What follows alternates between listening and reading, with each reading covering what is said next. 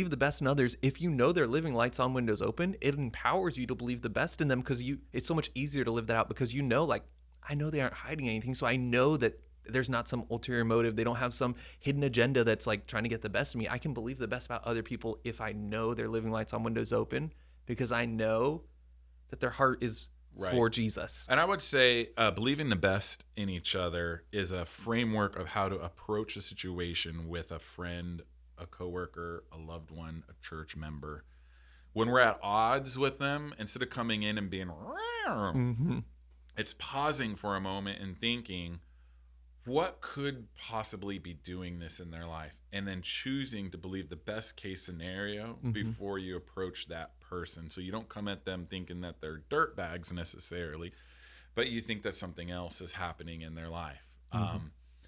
And that could happen on a variety of levels. And we teach that as a staff to treat our volunteers that way. I will talk to members in the church that are going at it with each other. Hey, I want you to believe the best in that person. When people judge me harshly, I want to be like, I want you to believe the best in me. Don't believe the worst in me. Start by believing the best in me, because I believe the best in you. And when someone's saying something terrible to me, I'll just turn it on. I'm like, hey, right now I'm going to believe the best in you, and that you're misspeaking. Like earlier this year, someone called me a dictator, but they said it very casually in a conversation, like, whoa, I'm going to believe the best in you, and believe that was just you kind of flippantly saying that, because like, I would really be offended if you think that I'm a dictator in the way that I live as a church. I live pretty open-handed with my leadership and where we're going and what we're doing, and like, come on, like, I'm going to believe the best in you, that you didn't mean the words that you said, that you're just kind of throwing things out in emotions. And that actually ended up being the truth. It's like, yeah, I probably shouldn't have said that. You're right. I didn't mean you're actually a dictator. Because there are pastors who act like dictators out there. And I can see sometimes in churches where church hurt exists where that can be a thing.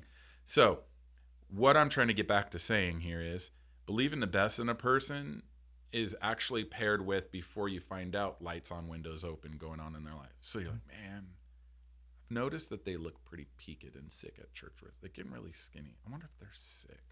Believe the best in them. And so instead of them thinking like they're on drugs, cocaine addicts, heroin addicts, it's like, man, maybe they're really going through something. Maybe they're starving and they don't have food. Maybe they got a medical condition.